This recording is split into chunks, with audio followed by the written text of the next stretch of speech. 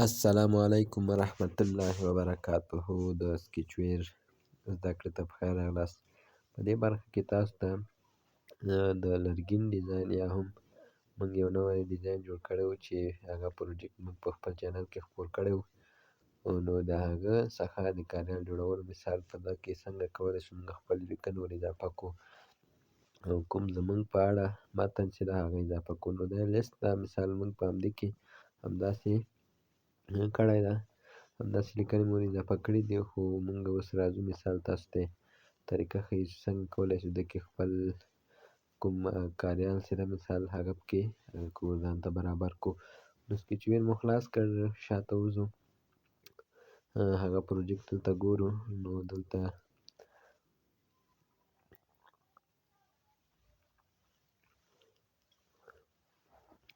نو بیرته سر ته راخیځو، دلته موږ سره تیار موجود ده. په هغه کې حافظه کې لومړی ګورو چې کوم ځای کې موجود ده.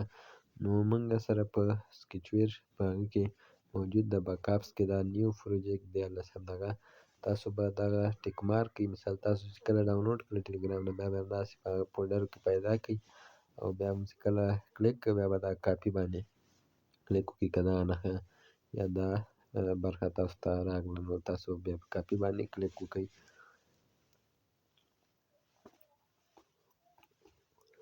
نو اوس زموږ سکیچویر ته داخلېږي، نو دا داخل شو. اوس به د پروجیکټ باندې لومړی تاسو ته موږ درښیو چې څنګه کولی شو د دغه پروجیکټ یعنې د اپلیکیشن آیکن نوم او پیکج نوم. آیکن خو تاسو ته خپله معلومیږي چې آیکن پکې د هغه لپاره استفاده کېږي او نوم نو دا یې هم د نوم برخه ده او دا یې هم د پیکج نوم. د پیکج نوم یې ډېر ضرور ده او دغه یې هم رنګونه دي او هغه یې هم آیکن شو او دا لاندې چې ده دا یې ورژن شو. نو موږ یې اوس یو عکس یا آیکن ورته انتخابوو.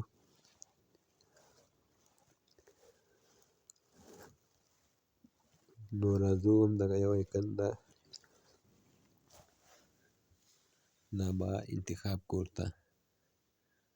نو او نوم یې هم ورته بدلوو. مثال موږ یو نوم ورکوو، مثال تاسو چې هر نوم ورکوئ هماغه نوم ورکړئ. موږ دلته نوم ورکوو ښکلې لیکنې. نو دا یې هم د آیکن نوم او پیکج نوم او ورژن بدلولو طریقه شوه. او اوس راځو دوهمې برخې ته، مثال چې دا په ده کې په مین یعنې شروع صفحه کې هېڅ هم نشته. راځو د هوم اکټیویټي ته، یا هم هوم اکټیویټي کې فقط زموږ په اړه چې کوم هغه دي، مثال دغه د هغې کسټم ویوز دي. بېرته ور داخلېږو.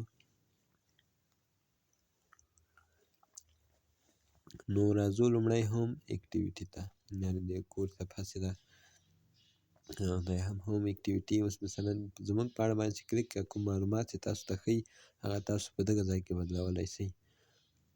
لومړی چې ده مثال دغه شپږم بلاک او اووم بلاک تاسو کولی شئ په دغه کې دغه متنونه بدل کړئ.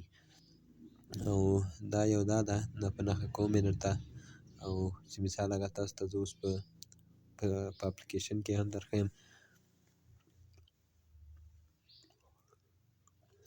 مثال دلته یو د ټایټل لپاره د مثال زموږ په اړه او دا یې دوهم ټکس ده او هغه یې د بټن یې ټکس ده. نو دغه تاسو ته مثال په دغه ځای کې تاسو دغه متنونه بدلولی شئ او نور که ډیزاین میزان کې بلد یې هغه هم پکې بدلولی شئ. که بلد نه یاست پکې نو تاسو بیا هغه پروژه کې مشکل پیدا کېږي. او دا یې هم د وتلو، مثال موږ هلته لیکلي آیا غواړئ ووځئ، نو تاسو کولی شئ چې هر څه یې ورته لیکئ او چې کله مثال ووځئ نو هلته تاسو ته یو خبرتیا هم درکوي چې الله مو مل شه. مثال تاسو بل شی هم پکې لیکلی شئ چې هر څه مو زړه وي. اوس راځو مثلا د لیست کومې لیکنې چې دي هغه به تاسو په دغه طریقه باندې مثال خپل لیکنو اضافه کوئ. تاسو دلته راغلئ، تاسو ته به دغسې یو خط ښکاره شي، دا به ټول سلیکټ کړئ، یعنې ټول به انتخاب کړئ او بیا به یې کاپي کړئ. مثال دلته چې کله مو سلیکټ کړئ اوس کاپي به کړئ. چې کله کاپي شو، مثال کاپي مو کړ، اوس به زه سلیکټ کړم او کاپي به کاپي شو. اوس به راسو د باندې به وځو، نو را به شو امټي منیجر ته. نو لومړی چې تاسو کله مثال MT منیجر ته راځئ نو مخکې له دې چې MT منیجر ته داخل شئ تاسو باید په خپل موبایل کې یو اپلیکیشن ولرئ چې JS1 هغه نومیږي. نو دوی تاسو ته اوس عکس درښیم او د دې ویډیو په ډسکرپشن کې به هم تاسو ته او کوم چې کله مو MT منیجر خلاص کړ نو دلته به تاسو داسې کریټ باندې کلیک وکړئ، یعنې لاندې جمع علامه چې ده په بیخ کې هغه باندې به کلیک وکړو، بیا به فایل مثال ډیټا JS1 فایل نو دا مخکې له مخکې دلته موږ سره موجود ده، نو په دغه ځای کې نه جوړېږي. اوس موږ فولډر جوړوو په دغه نوم، نو په دغه نوم فولډر هم نه جوړېږي ځکه چې دا موجود ده. مثال نوم یې اوس بدلوو، فقط ډیټا نوم ورکړو، فولډر مو جوړ کړ. اوس په دغه فولډر کې موږ مثال همدغه کوم هغه چې ده JS1 فایل چې ده دا اوس مثال موږ جوړوو. اوس جوړېږي ځکه چې دلته اوس نه ده موجود، فایل باندې به بیا کلیک وکړئ. دا مو چې کله جوړ کړ اوس دلته تاسو په دا اپلیکیشن کې دا پورته ټایټل بار کې تاسو ته هغه ښکاري. نو زه تاسو ته دا اپلیکیشن درښیم هم مثال او په همدې ویډیو په ډسکرپشن کې به تاسو ته د همدغه اپلیکیشن لینک د پلی سټور او یا هم د ټلګرام د چینل کې به موږ خپور کړو، د هغه لینک به تاسو ته کړم. داسې کله دلته تاسو ثبت کړئ، اوس به شاته وځئ، دلته د همغه متن به دلته کاپي کړئ پیسټ کړئ، بیا به ثبت کړئ، مثال ذخیره به کړئ. اوس به دغه اپلیکیشن وینئ، زه تاسو ته په نښه کړمه دغه اپلیکیشن زه درته یادوم، دغه لینک به زه تاسو ته د همدې ویډیو په ډسکرپشن کې او د MT منیجر دا کوم چې اوس موږ پکې لګیا یو دغه لینک به هم د همدې ویډیو په ډسکرپشن کې تاسو ته کېږدم. نو اوس به تاسو په دغه ټایپ باندې کلیک وکړئ، چې کله مو اوپن وایډ کړه اوس به تاسو په دغه باندې کلیک کوئ، بیا به سیسټم هغه باندې کلیک وکړئ، دلته به تاسو ته خپله دا راسي، دغه باندې به کلیک وکړئ بیا او اوس تاسو ته دلته مثال لیست ښکاري، هماغه د کومه چې اپلیکیشن لیست ده، تاسو به دا ټول ډیلیټ کړئ یو وارې ښه. نو زه دا ډیلیټومه،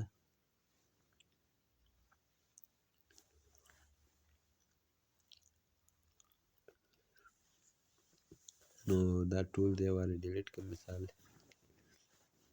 تاسو کولی شئ مثلا په همدغه طریقه باندې همدا JS1 فایل چې په همدې پروجیکټ کې پروت ده دا به تاسو همدا په طریقه باندې راواخلئ او داسې به ټول یو ځل ډیلیټ کړئ. مثال چې کومې لیکنې تاسو ور اچوئ هغه لیکنې به بیا د اچولو طریقه به هم زه درته وښیم همدې ویډیو کې.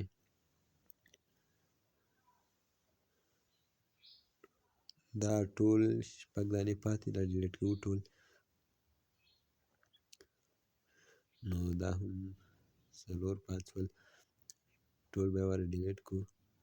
نو زه تاسو ته اوس مثال دا ټول مې ډیلیټ کړي، یو دانه به پرېږدئ، مثال چې بیا دلته موږ سره موجود وي. نو تاسو دلته اوس مثلا داسې ده ټکس ده، یعنې اوږده لیکنه د اولې برخې، نو زه دلته اوس لیکمه لومړی اوږده لیکنه. نو تاسو مثال چې هر شی لیکئ مثال په هغه کې دلته ما اوس ولیکل دلته مثال لومړی برخه یا لیکنه، مثال تاسو چې هر شی لیکئ لومړی سرلیک به ولیکو، سرلیک سم راځي. اوس به داسې مثال تاسو کاپي کړئ، چې کاپي مو کړ اوس مثال چې هر څو برخې تاسو غواړئ جوړولی شئ پکې، که اوس یې نه جوړوئ وروسته یې جوړوئ، خو دا پورته علامه چې ده مثال یو د کاپي یعنې د کلیپ بورډ علامه چې ده په ده باندې به کلیک کوئ، هماغه کومه برخه چې تاسو کاپي کړې هماغه به تاسو ته همدلته پیسټ کېږي. نو دویمه برخه کې مو هم تغییر راوسته، دویمه برخه کې ګورو دوهمه اوږده لیکنه او دوهم سرلیک، دلته به تاسو دا ولیکئ چې مثال موږ ته بیا په اپلیکیشن کې ښکاره شي. له هغه نه بعد په درېیمه باندې به کلیک وکړئ، هیش علامه یې ورکړئ او بیا درې لیکئ.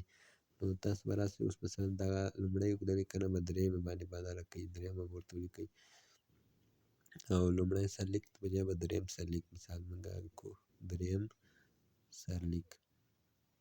دا یې هم څو درېیمې برخې کار. اوس راځو مثال د څلورمې برخې هم همداسې هلته تر هر څومره چې برخې تاسو جوړوئ په هوسا یې جوړولی شئ پکې.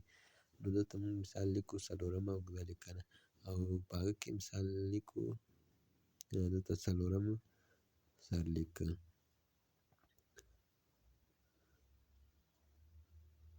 نو اوس راځو مثال دا نورې برخې چې دي کومې دا ډیلیټوو، همدا څلور برخې کاپي دي موږ، نو تاسو کولی شئ په همدغه طریقه باندې هر څومره برخې چې ورکولی شئ په اسانه طریقې سره.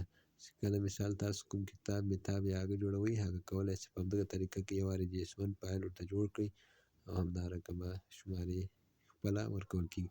نو اوس راځو دغه یو څلورم دا سموو څلورم سرلیک. نو اوس هم سوار شئ. اوس به تاسو پورته د ثبتولو په علامه باندې کلیک وکړئ. چې کله مو ثبتولو علامه باندې کلیک کوئ تاسو ته به دلته بیا بل اګ راسي، نو تاسو به بیا دلته سیو باندې کلیک کوئ. سیو باندې هم کلیک کړئ نو دا به ثبت سي. اوس راځو دلته یو بل کار هم پاتې ده چې هغه باید اضافي متن تور رنګ باندې ښکاري، هغه باید ترې لرې کړو. نو اوس دا د باندې به کلیک وکړئ، دا بیا را خلاص شو، بیرته شاته وځو.